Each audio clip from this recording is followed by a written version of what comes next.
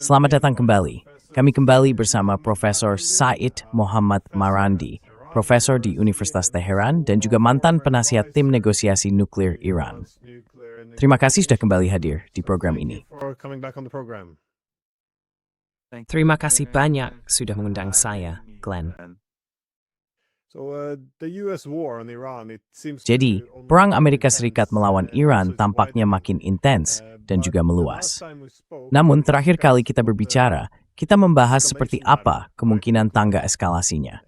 Maksudnya, Anda menyebut Yaman kemungkinan akan memainkan peran yang lebih besar dalam perang ini sebagai respons terhadap eskalasi Amerika Serikat, misalnya dengan menutup Laut Merah. Dan sejak itu, kita melihat Yaman melancarkan beberapa serangan drone ke Arab Saudi, lebih spesifiknya menghantam fasilitas minyak Aramco. Sekarang kita juga melihat Saudi lagi-lagi tampaknya meningkatkan dukungan mereka kepada pihak mereka di Yaman untuk melawan pihak yang di barat disebut Houthi. Tapi apa sebenarnya yang sedang terjadi sekarang? Dan menurut Anda, kemana arah semua ini?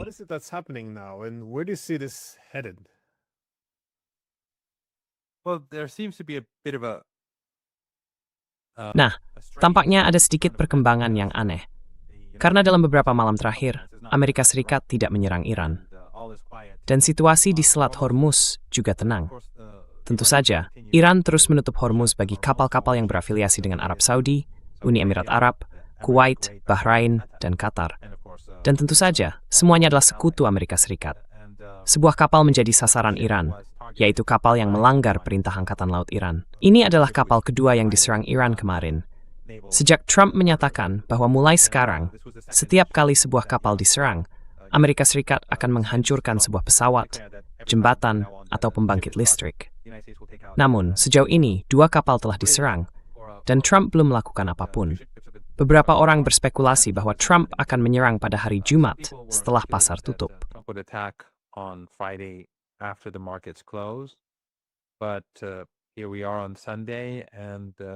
Tapi sekarang kita sudah sampai hari Minggu, dan sejauh ini tidak ada apa-apa.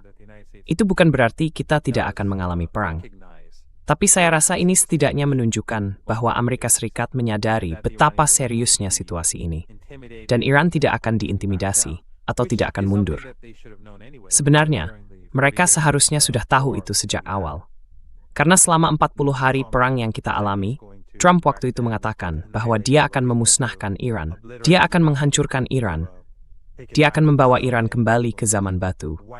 Dia akan melenyapkan sebuah peradaban. Tapi itu tidak mengubah sikap militer Iran atau kebijakannya terkait Selat Hormuz dan kawasan ini. Jadi sekarang, apapun alasannya, saya tentu saja tahu apa yang ada di kepala Trump, tapi sudah 2 hari dalam keadaan tenang.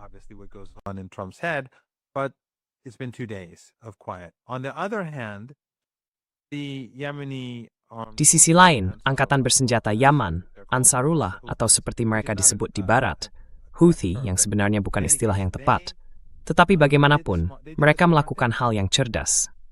Ketika Selat Hormuz ditutup, Laut Merah jelas menjadi jauh lebih penting. Sebab, sebagian minyak yang sebelumnya diekspor melalui Selat Hormuz, kini melewati Laut Merah. Bagi Saudi, memompa minyak ke sana lebih mahal, tetapi mereka tetap mampu mengekspor, menurut beberapa perkiraan, 4 hingga 4,5 juta barel minyak per hari. Kadang sedikit kurang dari 4 juta barel, kadang mungkin sedikit lebih dari 4,5 juta barel. Namun tampaknya sekitar 4 hingga 4,5 juta barel per hari telah diekspor. Jadi itu membantu Amerika Serikat dan Barat dalam mengelola situasi sampai batas tertentu.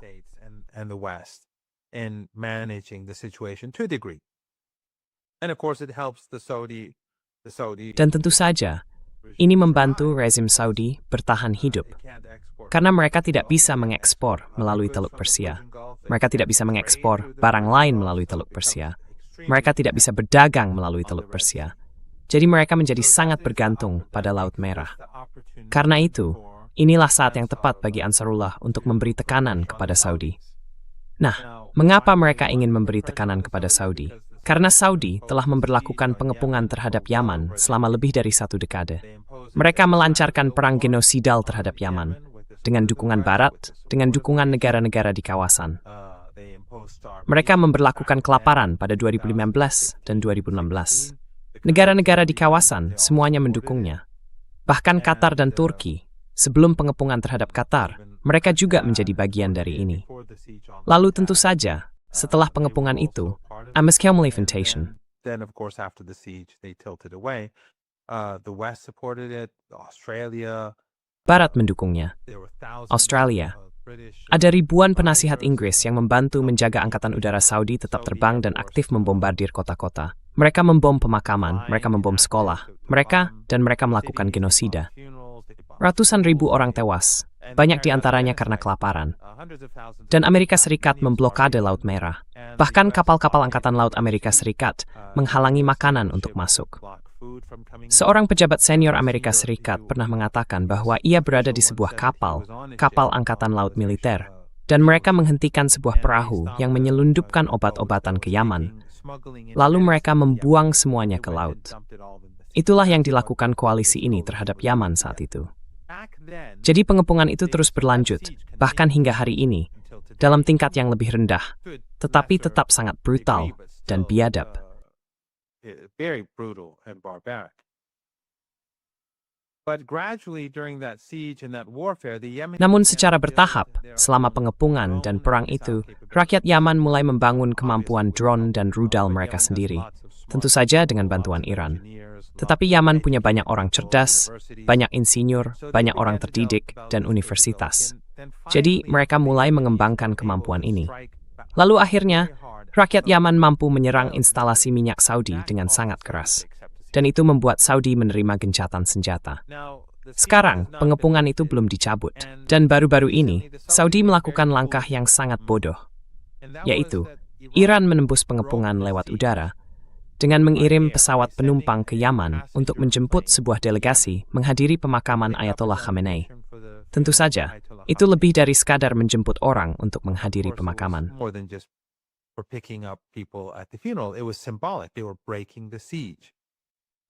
Itu bersifat simbolis. Mereka sedang mematahkan pengepungan, dan Angkatan Udara Saudi berusaha mendekati bandara. Tampaknya, pertahanan anti-pesawat mencegahnya. Iran membawa delegasi itu ke Iran. Saat mereka dalam perjalanan kembali, Saudi membom bandara tersebut. Jelas, mereka ingin mencegah pengepungan itu dipatahkan. Karena jika pesawat terus bisa terbang, tentu itu adalah langkah pertama untuk mematahkan pengepungan. Namun menurut saya, ini adalah kesalahan besar, terutama karena terjadi pada saat Selat Hormuz ditutup. Jadi terus Iran marah, karena awak pesawat itu hanyalah laki-laki dan perempuan biasa. Itu adalah pesawat penumpang. Dan Yaman tentu saja juga marah. Itu adalah tindakan perang. And Yemen, of course, they were outraged. It was an act of war. So they struck back, and then the Saudis struck Al-Hodeidah. Jadi mereka membalas, lalu Saudi menyerang Al-Hodeidah. Dan kita melihat apa yang dilakukan Yaman 2 malam lalu. Itu menimbulkan kerusakan besar pada infrastruktur minyak Saudi. Dan itu mengirim pesan, baik kepada Saudi maupun kepada Amerika Serikat, tentang masa depan pasar minyak jika perang ini berlanjut. Jadi Anda bisa melihat bahwa poros perlawanan bekerja secara kolektif. Tapi Yaman juga bertindak bersama, karena ini adalah kesempatan terbaik bagi Yaman untuk mematahkan pengepungan, sebab Amerika membutuhkan minyak itu. Yang menarik, dan saya tidak yakin soal detailnya, tapi sejauh yang saya tahu, orang Yaman tidak berfokus untuk memblokir ekspor minyak. Mereka menimbulkan banyak kerusakan pada fasilitas-fasilitas yang sangat penting. Tetapi, kalau saya tidak keliru, Saudi masih bisa mengekspor minyak. Padahal, sikap MC switch antli marintisti do, semua ekspor minyak. And just blocked oil exports. And this is just my personal interpretation. It may be wrong. Dan ini hanya tafsiran pribadi saya. Bisa saja keliru. Tapi saya rasa mereka pada dasarnya telah menutup Laut Merah bagi kapal-kapal Saudi. Mereka sudah menyerang 3 kapal untuk mengajari Saudi agar menganggap mereka serius. Dan saya rasa, pada dasarnya, alasan mereka tidak menghancurkan kemampuan Saudi untuk mengekspor minyak, melainkan hanya memblokir ekspornya, adalah agar Saudi punya insentif untuk mundur, dan agar ekspor mereka dipulihkan.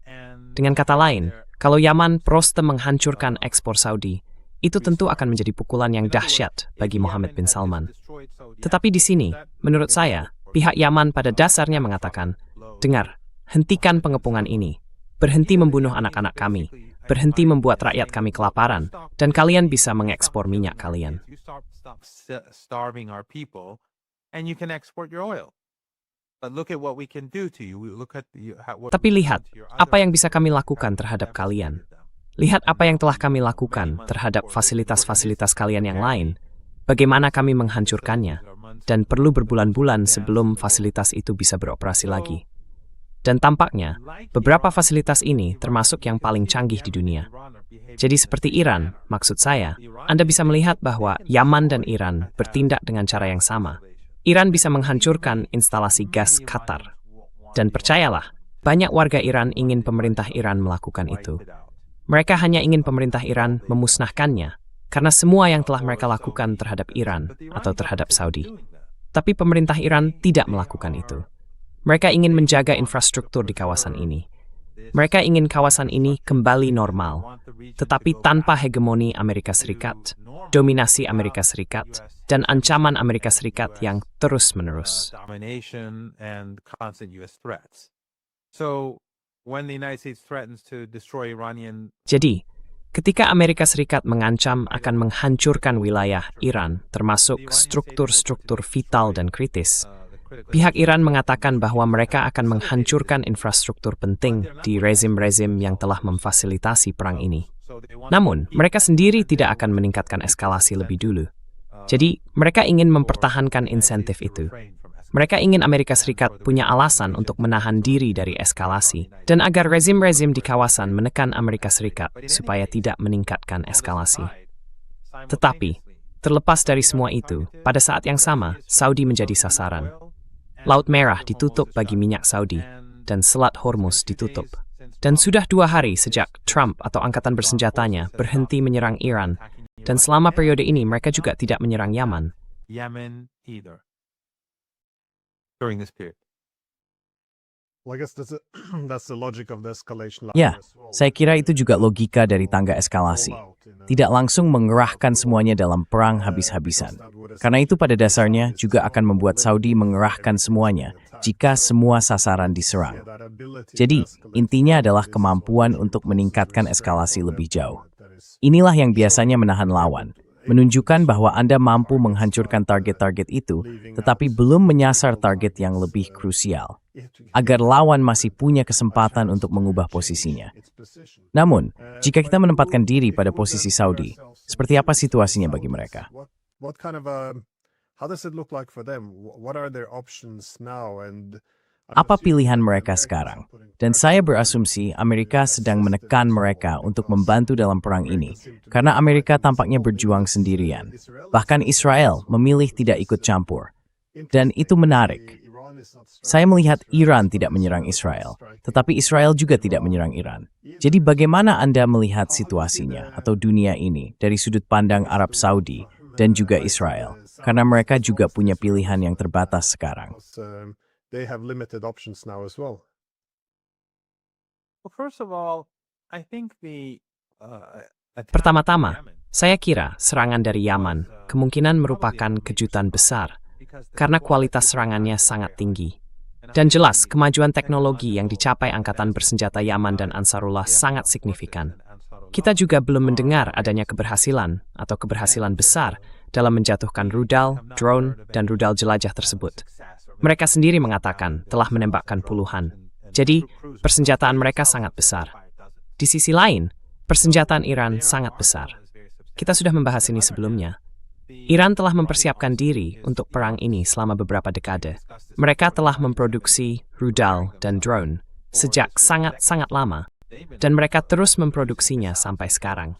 for a very, very long time, and they continue to produce them now.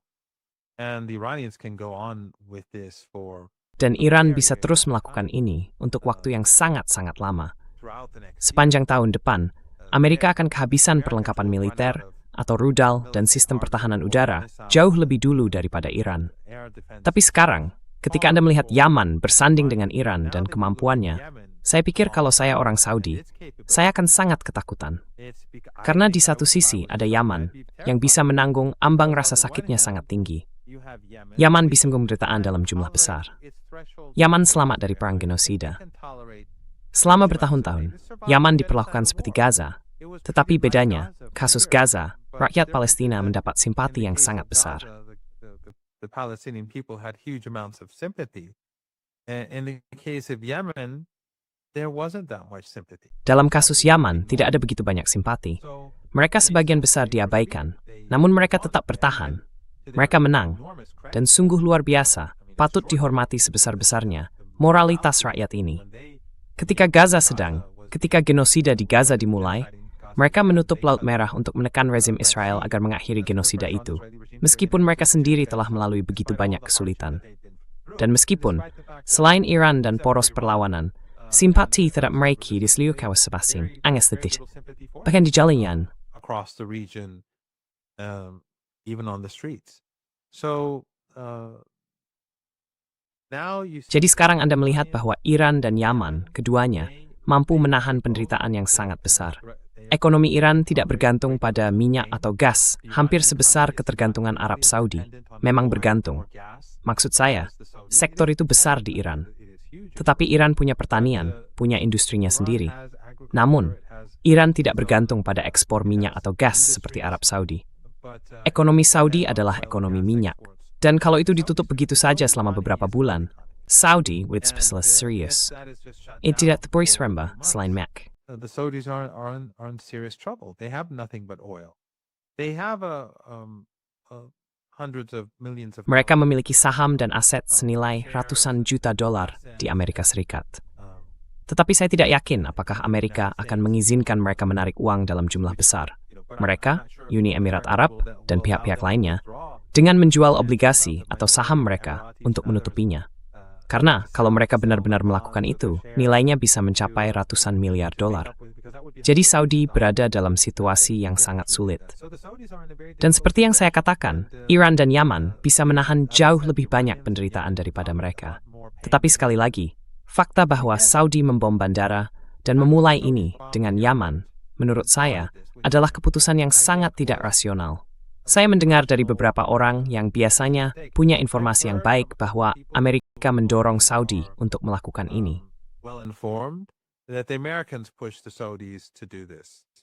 But even if the Americans, if it doesn't matter. Namun, bahkan jika itu dilakukan oleh Amerika, sebenarnya tidak penting apakah itu Amerika atau Saudi.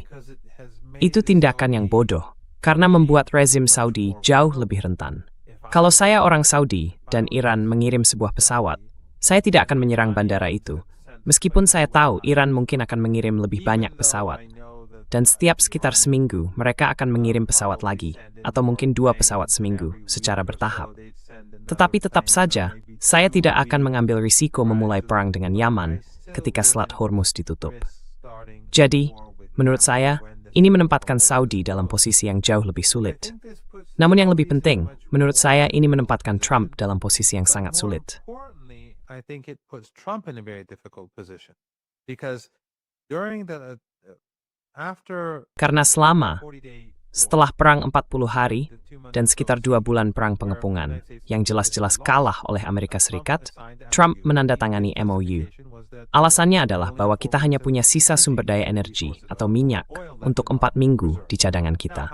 Sekarang, seberapa akurat itu saya tidak tahu. Tapi bagaimanapun, ada masalah. Ada masalah serius. Selat Hormuz sempat terbuka selama beberapa minggu, kembali normal selama beberapa minggu, tetapi sekarang sudah ditutup lagi selama lebih dari 2 minggu. Dan dengan menutup Laut Merah, serta mengancam instalasi Saudi, laju bertambahnya kelangkaan meningkat. Dan itu menurut saya, menempatkan Trump dalam situasi yang jauh lebih berbahaya. I think puts Trump in a much more dangerous situation. Yeah, I was gonna say the problems they had be the oil Ya, shortage, saya tadi mau mengatakan, global economy, masalah-masalah yang mereka hadapi, entah itu kekurangan minyak, ekonomi global yang terjun bebas, atau yang tampaknya makin menjadi isu memecah belah di dalam pemerintahan Trump, adalah menipisnya sumber daya militer mereka. Semua hal ini tidak berubah. Jadi, inilah mengapa sangat aneh bahwa Amerika Serikat memutuskan untuk melakukan eskalasi lagi, perang melawan Iran, terutama setelah MOU itu. Namun, Anda memang menyebutkan bahwa banyak orang terkejut oleh rudal-rudal canggih Yaman dan kemampuannya menyerang Arab Saudi. Sekali lagi, ini kunci untuk memahami mengapa tindakan Saudi adalah sebuah salah perhitungan. Why the Saudi actions was a miscalculation. But we also see this on the Iranian side, that the Iranian Namun, attacks kita juga melihat hal ini dari pihak Iran. Serangan Iran kini dilaporkan media jauh lebih menghancurkan. Artinya, serangan itu menimbulkan lebih banyak korban di pihak Amerika, serta menghancurkan target-target militer Amerika dan peralatannya. Saya ingin tahu bagaimana Anda membaca situasi ini. Sejauh mana yang menjadi sasaran di pihak Amerika, dan juga mengapa? Apakah karena perkembangan misil mereka semakin maju? Maksud saya, tampaknya misil mereka sekarang lebih cepat dan lebih akurat. Mereka punya manuver pengelakan yang lebih baik, sehingga bisa menghindari pertahanan rudal. Apakah ada dukungan dari luar negeri, dari China atau Rusia?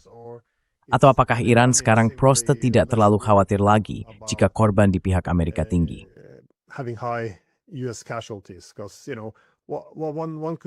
Karena Anda tahu, orang bisa mengajukan hipotesis bahwa Iran tidak ingin menyerang terlalu banyak pasukan Amerika. Sebab kalau jumlah korbannya terlalu tinggi, itu akan melemahkan peluang diplomasi. Tetapi sekarang, saya rasa tidak ada yang menganggap diplomasi sebagai pilihan yang serius.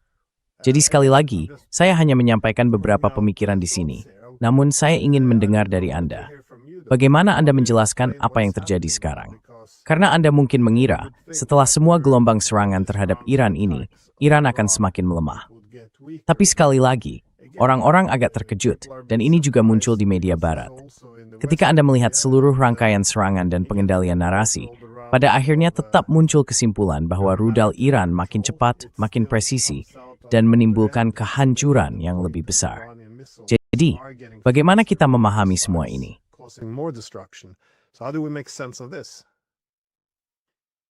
Well, there are a couple of things. One is that Ya, ada beberapa hal. Pertama-tama, satu hal yang saya pelajari secara pribadi selama sekarang sudah berapa ya, sekitar 5 bulan perang ini, adalah bahwa orang Iran sebenarnya jauh lebih pandai menyimpan rahasia daripada yang saya kira. Orang Iran banyak bicara. Dan kalau Anda berbicara dengan politisi Iran, semua orang punya pendapat sendiri. Semua orang merasa berwenang. Kami selalu mengatakan itu tentang Iran. Semua orang. Kami punya 90 juta pemimpin, 90 juta presiden, dan 90 juta. Semua orang merasa berwenang. Dan seringkali, selama beberapa bulan terakhir, ketika saya berbicara dengan orang-orang yang saya kira sangat tahu, orang-orang yang menjadi penasihat pejabat tinggi, lalu mereka mengatakan kepada saya sesuatu tentang misalnya, apa rencana Iran, apa kemampuan Iran. Ternyata itu keliru. it would turn out to be wrong.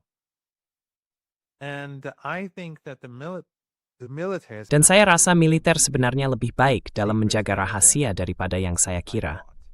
Karena orang-orang yang biasanya berbicara ini, saya mengira mereka mendapat informasi. Mengingat posisi mereka, seharusnya mereka memang diberi informasi. Atau setidaknya saya pikir begitu. Tapi ternyata mereka tidak terlalu tahu banyak. Dan menurut saya, itu menunjukkan bahwa angkatan bersenjata Iran memang cukup berhasil menjaga rahasia militer dari ruang publik. Saya membayangkan ini juga sangat efektif untuk menjauhkan informasi dari pihak Amerika. Karena pada akhirnya kalau saya tahu sesuatu, saya akan memberitahu seseorang lewat telepon. Lalu orang itu memberitahu orang lain. Atau ada yang menyadap percakapannya. Maksud saya, teknologi yang mereka miliki memberi mereka kemampuan untuk melakukan itu.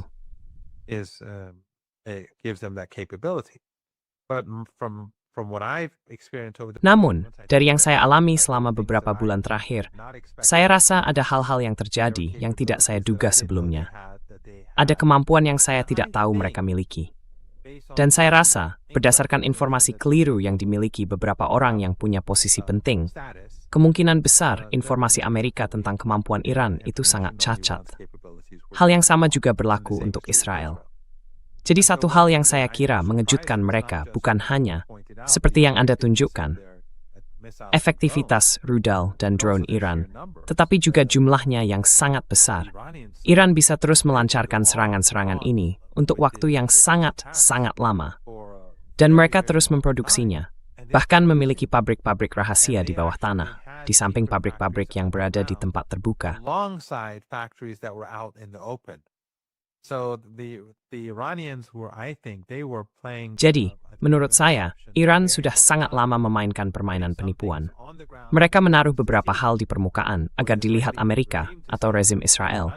Sementara di bawah tanah, mereka melakukan hal-hal lain, atau setidaknya menjalankan berbagai hal secara paralel. Jadi, jumlah rudal dan drone yang mereka produksi jauh lebih tinggi daripada angka yang dihitung Amerika, jauh lebih tinggi. Begitu juga kemampuan mereka untuk terus memproduksinya. Jadi, itu satu hal. Jumlahnya sangat besar, tetapi juga kualitas dan kapabilitasnya. Pemahaman saya, bahkan selama perang, kualitas rudal mereka terus meningkat. Namun, mereka tetap memprioritaskan peng-drone yang lebih tua. They've been prioritizing using older missiles and older drones. Older drones in particular are Drone-drone lama khususnya digunakan karena mereka memiliki persediaan drone itu yang sangat banyak. Dan karena tak ada yang mampu menjatuhkannya, karena drone-drone itu tidak dijatuhkan oleh Amerika Serikat maupun pihak lainnya, mereka akan terus menggunakannya sampai habis. Setelah itu, mereka akan beralih ke teknologi yang lebih maju. Dan satu hal yang saya rasa telah dipelajari Iran, dan ini pernah kita bahas sebelumnya, adalah bahwa selama perang 12 hari itu, mereka melihat kelemahan dalam kemampuan pertahanan mereka, lalu melakukan penyesuaian. Jadi selama 40 hari pertempuran, pihak Amerika tidak mampu menghancurkan satupun rudal Iran di darat maupun peluncurnya. Lalu selama 15 hari ini, saya rasa, saya tidak begitu yakin, tetapi ada 2 hari yang tenang.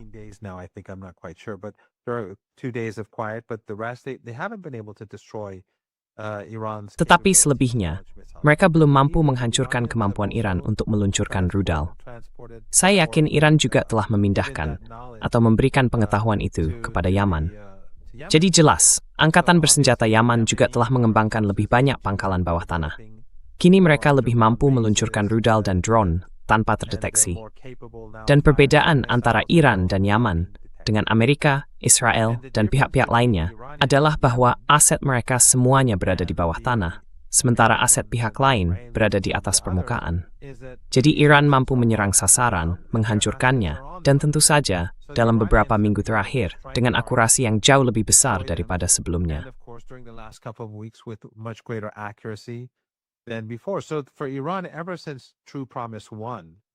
Jadi, benisbah Iran, sejak operasi Janji Sejati 1, lalu, ya, semuanya terus berkembang. Mereka berkembang dan semakin mahir dalam apa yang mereka lakukan.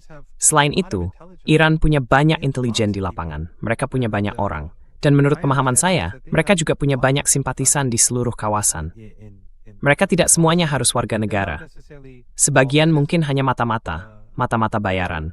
Namun bagaimanapun, Iran punya banyak intelijen. Mereka tahu hotel mana yang ditempati warga Amerika. Mereka tahu gedung mana yang mereka gunakan di Uni Emirat Arab, di Kuwait, dan di Qatar. Dan Iran, saya rasa baru 2 hari lalu memperingatkan bahwa mereka akan mulai menyerang gedung-gedung itu. Hotel-hotel, tempat warga Amerika menginap.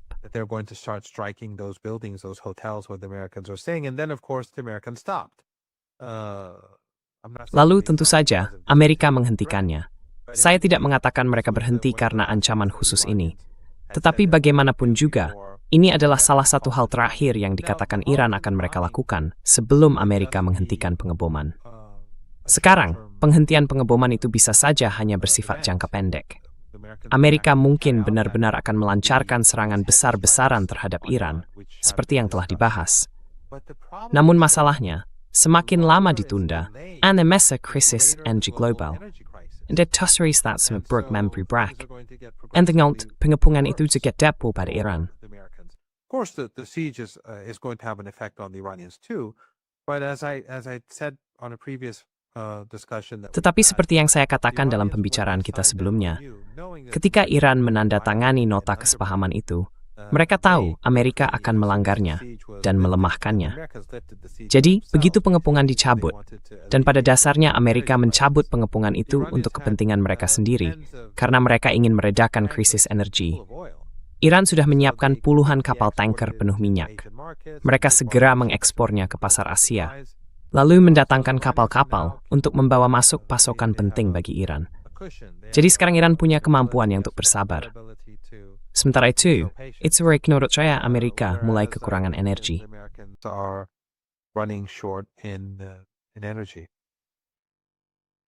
Yeah, I keep thinking what's unfortunate for Saya terus Iran, though, berpikir, is that it's yang tidak menguntungkan bagi unfortunate Iran for adalah us mereka is berhadapan dengan that Amerika again, their Serikat dan intelligence Israel. services are Dan quite sekali lagi, expensive, so badan-badan we intelijen get mereka that cukup they mengesankan. get a lot of information Jadi saya membayangkan, so mereka akan mendapatkan if Iran banyak is informasi tentang infiltrated, Iran.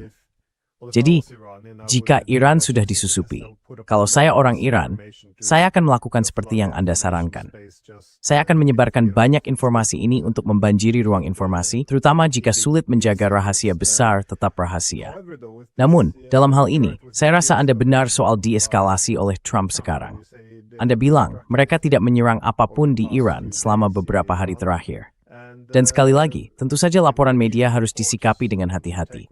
Tetapi kesannya adalah Trump ingin melakukan eskalasi besar-besaran. Namun para penasihatnya memperingatkan bahwa situasinya dan konsekuensinya akan sangat tidak dapat diprediksi. Dan assumes tax reprisal, Maxis Rose, amin, it finishes in optimistic tour. First you have to define that success. So it's he's being advised against it. At least this is Jadi, what we dia know. disarankan untuk tidak melakukannya. Of course, Setidaknya, the itu yang propaganda is diberitahukan quite kepada heavy. kita. And, Tapi tentu saja propagandanya cukup gencar. Dan saya tidak yakin media melaporkan apa yang sebenarnya terjadi, atau apa yang mereka ingin orang-orang pikir sedang terjadi. Tapi bagaimanapun, menarik melihat bagaimana Iran meresponsnya. Karena sekali lagi, kalau saya orang Iran, saya akan melihat ada dilema di sini. Di satu sisi, kalau Amerika ingin meredakan eskalasi ini, itu hal yang baik, bisa membeli waktu. Lagi pula, setiap hari tanpa bom adalah hari yang baik, saya kira. Di sisi lain, itu juga akan memberi Amerika waktu untuk berkumpul kembali seperti yang mereka inginkan. Dan saya kira, menyerahkan kendali atas eskalasi kepada Amerika, yang memutuskan kapan eskalasi dimulai, kapan dieskalasi dimulai. Kalau Amerika merasa mereka punya kendali atas perang ini, itu akan membuat mereka jauh lebih berani.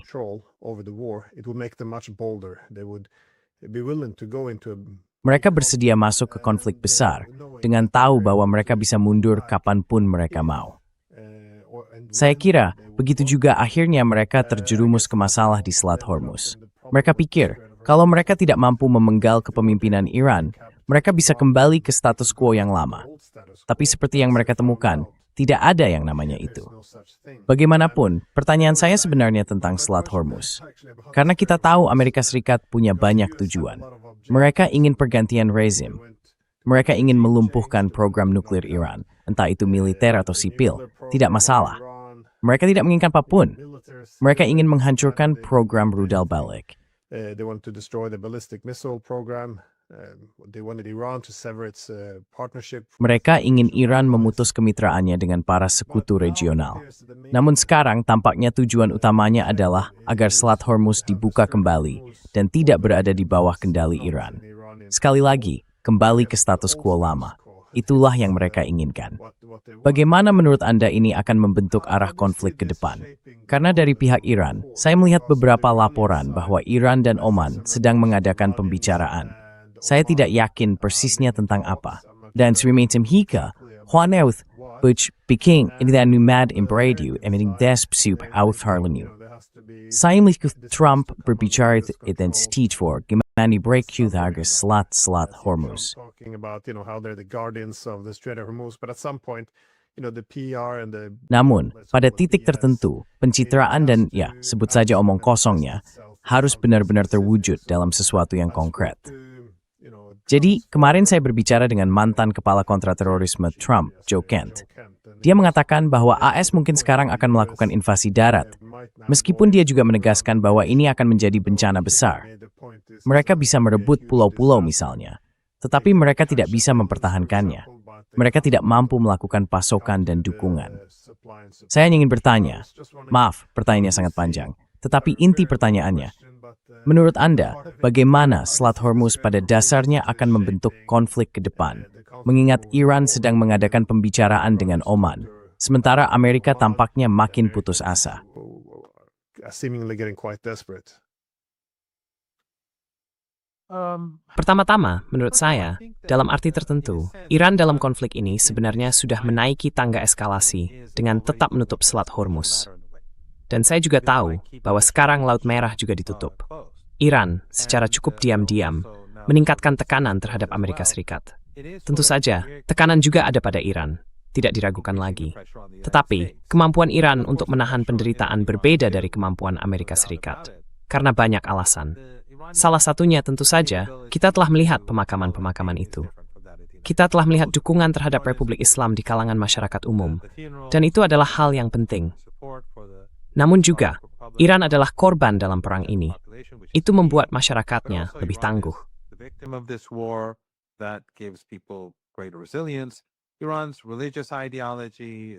Ideologi keagamaan Iran, Islam Syiah, membuat mereka sangat tahan terhadap penindasan agresor dan imperium.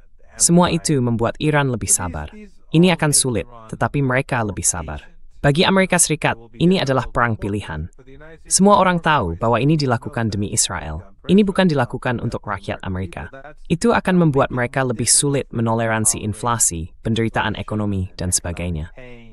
Jika ini adalah perang yang harus diperjuangkan oleh rakyat Amerika, tentu saja ambang toleransi mereka terhadap penderitaan dan sebagainya akan berbeda, jelas. Namun, bukan itu yang terjadi. Jadi menurut saya, setiap hari yang berlalu, Iran memiliki keuntungan. Seperti yang saya katakan, terutama dengan Yaman, yang kini menjadi bagian dari persamaan.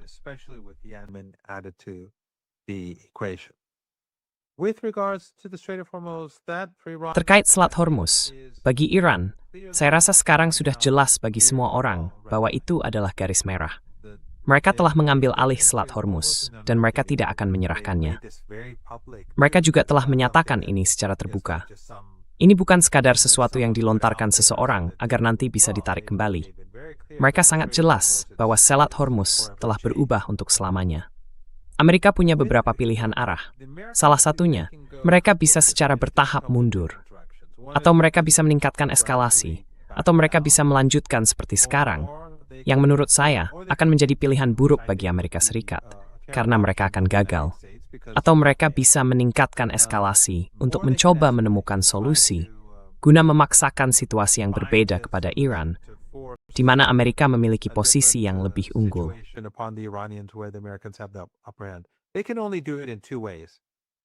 Mereka hanya bisa melakukannya dengan dua cara.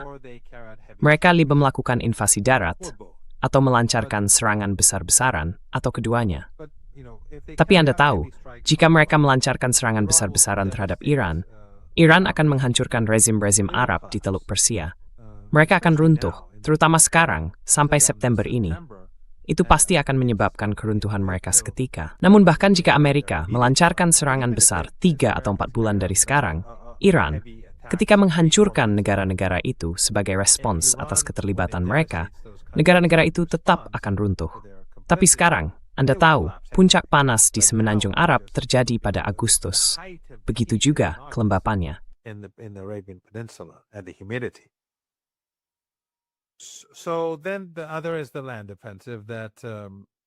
Lalu, ada juga soal serangan darat yang saya rasa Joe Kent, yang tampaknya Anda wawancarai, katakan. Saya belum melihat acaranya, tapi akan saya coba tonton. Namun apa tujuannya? Tujuannya adalah merebut pulau-pulau Iran, misalnya pulau-pulau tempat Iran mengekspor minyak. Karena salah satu pulau yang terus mereka bicarakan adalah Khark.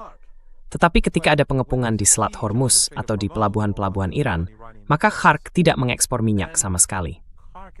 Jadi, apa tujuan menduduki pulau itu? Yang terjadi hanyalah, jika mereka merebut pulau ini, beberapa pulau lain, dan sebagian wilayah daratan, katakanlah untuk membuka Selat Hormuz, itu tetap tidak akan membuka Selat Hormuz, sebab Iran menghalangi Selat Hormuz dari jarak jauh.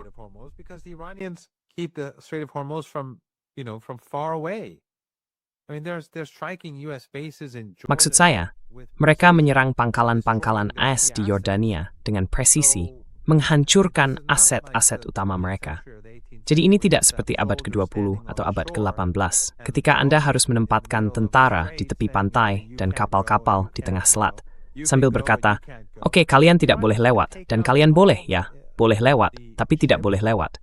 Iran bisa menghancurkan semua kapal itu. Maksud saya, kapal-kapal itu tersebar di seluruh Teluk Persia. Banyak di antaranya jauh dari selat. Mereka berada di bagian utara Teluk Persia. Dan Iran menguasai setengah garis pantainya. Itulah sebabnya disebut Teluk Persia. Mereka juga punya semua pulau ini. Dan mereka punya pegunungan yang membentang tepat di sepanjang Teluk Persia dan Selat Hormuz.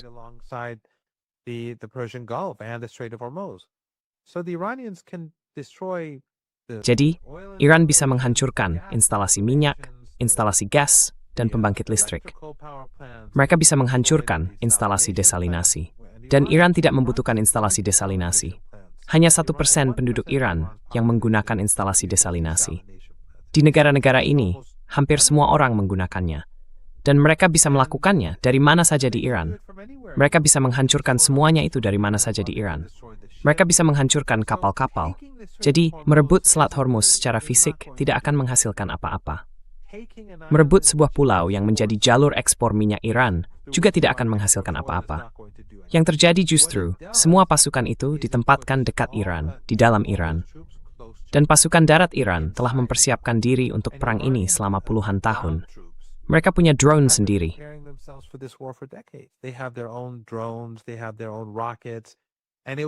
Mereka punya roket sendiri, dan ini akan menjadi pertempuran jarak dekat. Dalam banyak kasus, mereka akan bertempur dari pegunungan. Jadi Amerika akan menghadapi masalah logistik yang sangat besar, terutama dalam 3-4 bulan ke depan, saat cuaca sangat panas. Dan 3 atau 4 bulan dari sekarang pun masih panas. Separuh masalahnya hanyalah memasok cukup air bagi para prajurit mereka. Jadi, ini akan gagal. Maksud saya, mereka akan kalah. Jadi, apakah Amerika Serikat meningkatkan eskalasi lewat serangan udara besar-besaran atau lewat operasi darat? Itu akan membuat Iran menghancurkan infrastruktur penting negara-negara di seberang Teluk Persia karena mereka terlibat. Ini adalah daya tangkal Iran, dan pada akhirnya mereka harus membalas.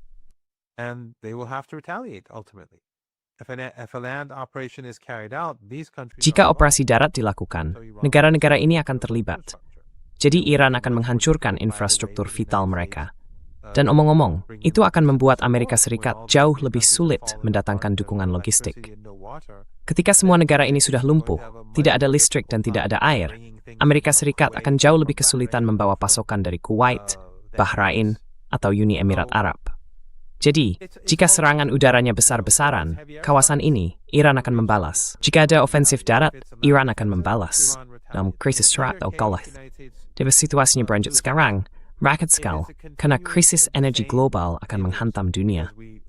Maksud saya, itu tidak seperti 2 atau 3 bulan new.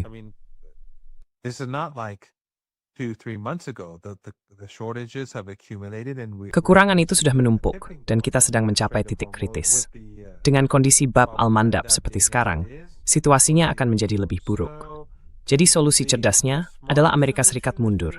Maksud saya, kalau saya menjadi Amerika Serikat, saya akan mundur. Tetapi bahkan itu pun masalah.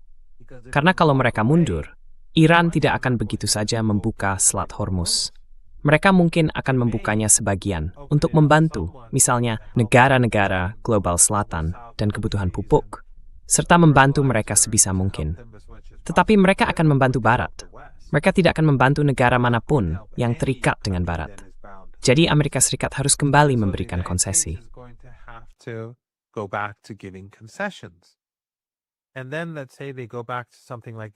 Lalu, katakanlah mereka kembali ke sesuatu seperti MOU.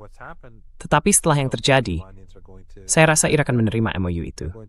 Mereka akan berkata, kami ingin MOU plus, dan Anda harus memberikan konsesi sejak awal sebelum kami melakukan apapun, karena kami tidak percaya kepada Anda. Sebab, yang terjadi dengan MOU itu, Amerika Serikat melanggarnya sejak hari pertama. Mereka tidak memaksa Israel untuk meninggalkan Lebanon, atau menghentikan pembunuhan, atau menghentikan penghancuran. Mereka tidak mengembalikan aset Iran yang dicuri. Mereka terus mengancam warga Iran, melanggar kesepakatan itu. Mereka memang mengeluarkan ekspor minyak Iran dari rezim sanksi. Tetapi hanya beberapa hari kemudian, mereka memberlakukan kembali sanksi tersebut.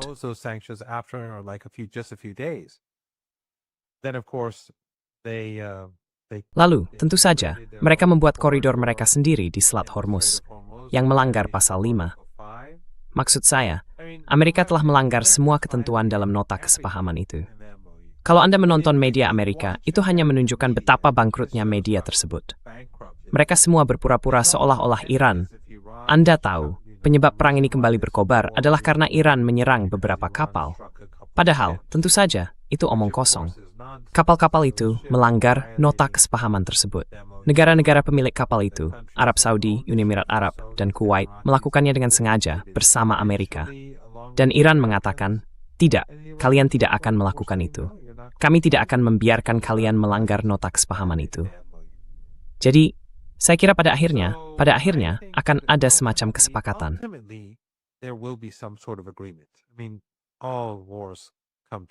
Maksud saya, semua perang pada akhirnya akan berakhir.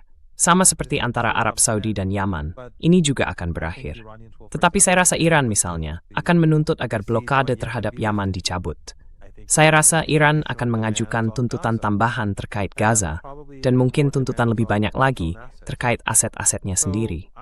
Jadi saya rasa dengan memulai kembali perang ini, Trump telah memperkuat posisi Iran. Tentu saja, perang menghancurkan semua pihak. Tetapi saya berbicara dalam pengertian relatif. Secara relatif, Iran semakin kuat, seperti yang terjadi selama perang 40 hari, seperti yang terjadi selama pengepungan itu. Secara relatif, hal itu terus berlanjut hingga saat ini.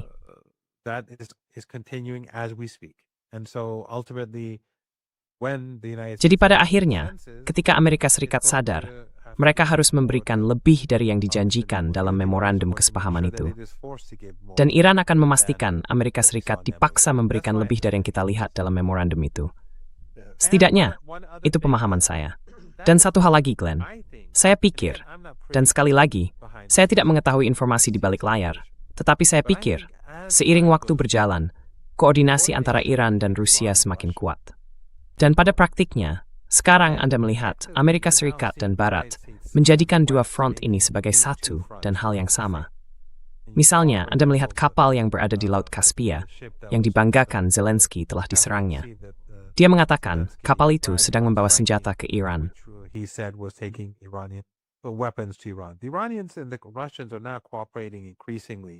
Iran dan Rusia kini semakin bekerja sama dalam segala aspek.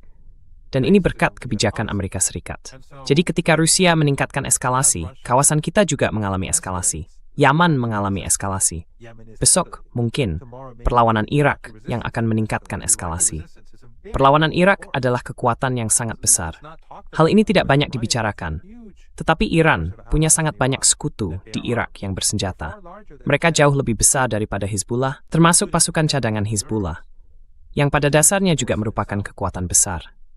Jadi jika Irak terlibat, dan Yaman terlibat, dan Rusia terlibat, sementara kita tahu apa yang terjadi di medan perang Ukraina, serta meningkatnya ketegangan, Trump punya banyak masalah yang harus dihadapi. Trump has a lot of problems to deal with. Well, I get the impression that the Iranians, again, Saya mendapat kesan bahwa Iran, sekali lagi, tidak ada seorang pun di Teheran yang memberitahu saya apapun. Tetapi Anda bisa melihat kepentingan-kepentingannya, mengajukan beberapa hipotesis, lalu melihat sejauh mana ada bukti yang mendukungnya. Jika Anda memperkirakan, Iran sedang mempersiapkan diri menghadapi kemungkinan invasi darat Amerika Serikat, apa yang Anda harapkan akan terlihat? Nah, Anda tentu akan berasumsi bahwa Iran mulai menyerang proksi-proksi Amerika Serikat di Irak, menyerang kemungkinan kelompok-kelompok Kurdi yang bisa digunakan, seperti yang Anda tahu, untuk operasi darat. Dan semua itu memang telah dilakukan Iran. Selain itu, titik-titik geografis yang akan dibutuhkan, seperti Kuwait dan Bahrain, semuanya sekarang sedang dihancurkan. Tampaknya tempat-tempat itu kini menjadi sasaran khusus serangan Iran.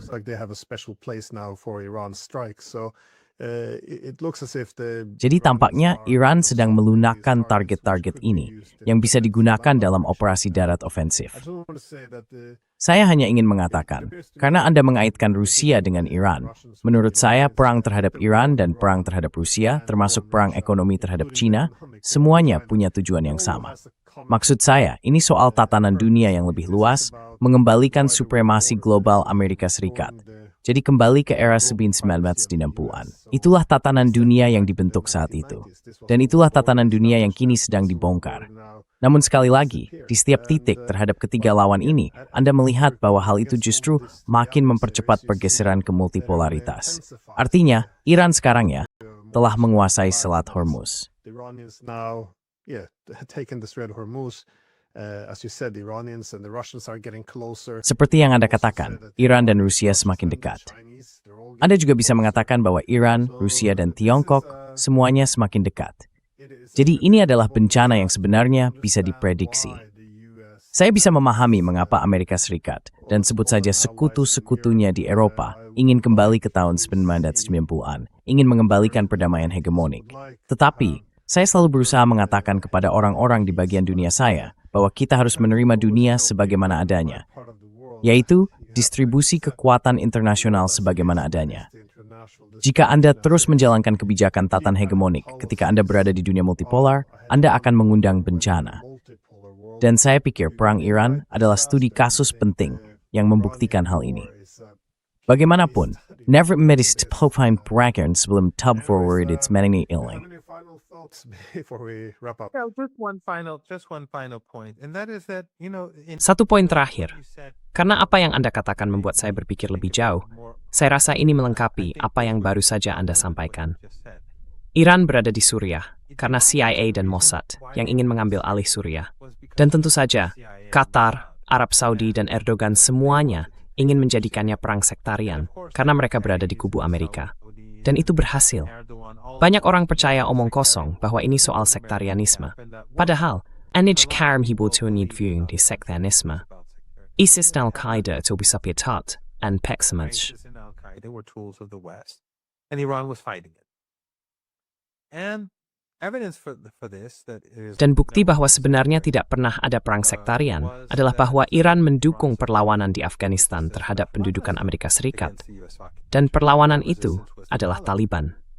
Sementara banyak Wahabi fanatik dan takfiri Salafi ini menyerang Iran, dan sampai sekarang masih menyerang Iran soal Suriah, dengan mengatakan bahwa Iran membunuh kaum Sunni, yang tentu saja omong kosong, kaum Syiah di Afghanistan. Tidak semuanya, tetapi sebagian. Serta orang Tajik, pastor bahasa Persia, orang Uzbek, dan sebagian Pashtun yang tersama Taliban, justru menyerang Iran.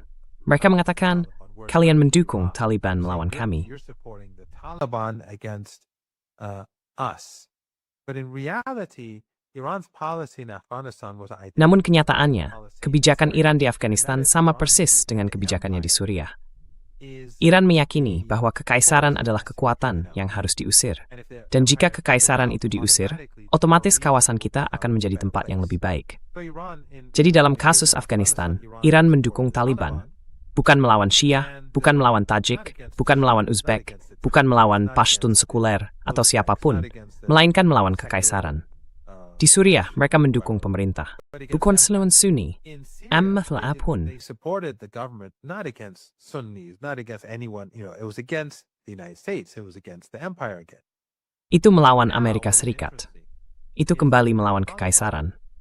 Nah, yang menarik adalah Taliban. Dan ini yang ingin saya kaitkan dengan apa yang baru saja Anda katakan, atau saya tambahkan pada poin Anda. Taliban sedang berkembang. Jadi Amerika berusaha menciptakan sebuah kekuatan di sebelah timur Iran, seperti kelompok-kelompok Kurdi yang menjadi proksi Israel dan Amerika di Irak Utara. Mereka ingin membentuk kelompok seperti itu di Afghanistan dan Pakistan, dan Taliban sedang menghancurkan mereka. Jadi kalau Anda perhatikan, maksud saya, jumlah serangan terhadap pasukan Iran, serangan teroris di Sistan dan Baluchistan, serta di dekat perbatasan mereka, masih terus terjadi tetapi telah berkurang. They continue, but they've decreased. And one reason is because the Taliban is Dan salah satu alasannya adalah karena Taliban menyerang kelompok-kelompok takfiri ini. Kelompok-kelompok yang, Anda tahu, mirip ISIS dan mirip Al-Qaeda, yang didanai oleh Amerika, Israel, dan lembaga-lembaga barat beserta afiliasi mereka di Afghanistan dan Pakistan. Jadi, ini semacam evolusi yang kita lihat. Saya tidak tahu apa yang akan terjadi di masa depan, tetapi evolusi yang terlihat antara Iran dan Rusia, Iran dan China, Rusia dan China, dan seterusnya. Ini bisa diperluas, misalnya melalui organisasi kerjasama Shanghai, dan sebagainya. Evolusi ini juga sedang terjadi di kawasan. Jadi kita melihat Taliban, generasi Taliban sebelumnya. Mereka membunuh siapapun yang berafiliasi dengan Iran atau bersahabat dengan Iran. Anyone who was affiliated to the Iranians or friendly to the Iranians, they were carrying out genocidal attacks in the 1990s. Mereka melakukan serangan-serangan genosida pada tahun 1990-an. Generasi baru Taliban ini. Meskipun kami sangat berbeda dengan mereka, kami punya perbedaan besar soal pendidikan dan pekerjaan perempuan dan sebagainya. Mereka telah berkembang secara dramatis dibanding Taliban yang dulu. Dan sekarang, di Irak, Anda melihat apa yang dulu digunakan Amerika dan Eropa terhadap Iran pada tahun 1980-an dan 1990-an. Ketika para pengikut Ayatollah Khamenei pergi ke Najaf dan Karbala, Anda melihat jutaan orang di jalan-jalan Irak ikut serta dengan emosi seperti itu dalam suhu 50 derajat, bahkan lebih panas daripada Iran saat puncak musim panas. Jadi Anda melihat situasi yang terus berkembang ini, baik di tingkat global maupun regional. Dan secara keseluruhan, ini tidak terlihat baik bagi Amerika Serikat. On the whole, it doesn't look good for the United States. No, not at all. And, well, I keep Tidak, making, sama hearing sekali always tidak. the Saya Russians terus-menerus saying mendengar that rujukan bahwa the West Anda should, tahu di Barat, this is sekarang kita harus ini waktunya membela peradaban Barat. civilization. Tetapi yang sebenarnya mereka maksud adalah era hegemoni, dan era itu sudah berakhir. Karena sekali lagi, bagi saya, inilah tantangan utama bagi orang-orang di Barat sekarang. Bagaimana kita mengelola transisi dari dunia unipolar ke dunia multipolar, dengan posisi yang sebisa mungkin paling menguntungkan. Dan Anda tahu, masalah ini punya banyak dimensi.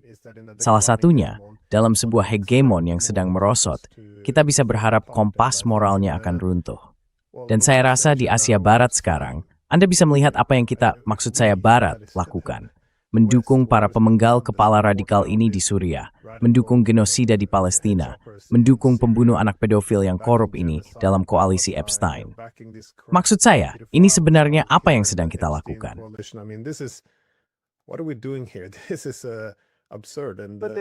Ini absurd.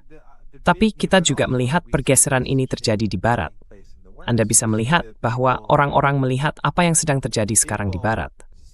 Media arus utama selama ini menguasai masyarakat dan juga menguasai seluruh dunia, ngomong-ngomong. Maksud saya, mungkin orang Iran akan menolak, tetapi di seluruh dunia, orang-orang punya pandangan negatif tentang Iran karena mereka mendapatkan informasi dari media Barat. Orang-orang punya pandangan negatif tentang Rusia atau negara manapun karena sebagian besar informasi datang dari media arus utama. Jadi bahkan di Iran, kalau kami ingin belajar di universitas, kalau saya ingin membaca buku tentang Tiongkok, kemungkinan besar saya harus pertama-tama membaca buku Kissinger tentang Tiongkok di Iran, dalam versi terjemahan, alih-alih memiliki pengetahuan langsung atau buku-buku tentang Tiongkok yang ditulis oleh orang Iran. Iranians writing books about China. That's how it was in the past. Now the world is Begitulah keadaannya dulu. Sekarang dunia semakin banyak menerima informasi alternatif, termasuk di Barat. Jadi, ketika Anda berbicara tentang kelas Epstein, orang-orang di Barat tidak melihat elit ini sebagai wakil peradaban Barat.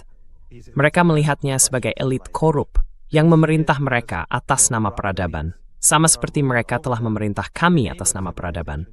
Namun, mereka tidak pernah mewakili step pun. Mereka seorang biasa di Barat, which is pemati peradaban mereka. the West would consider to be their civilization.